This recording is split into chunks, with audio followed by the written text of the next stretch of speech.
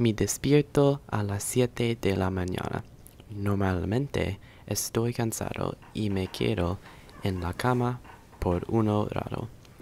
En la cama, uso mi teléfono y veo YouTube antes de levantarme.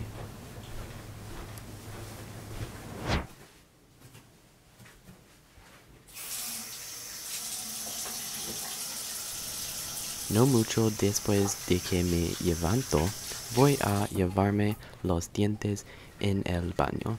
Los limpio y luego me peino. Después de cepillarme los dientes y peinarme, voy a la cocina para desayunar. Me gusta preparar los pancakes o cereals.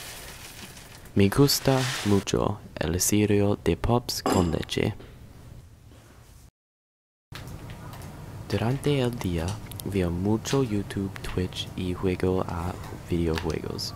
Normalmente no salgo a hacer cosas a menos que estar jugando al fútbol con mis amigos.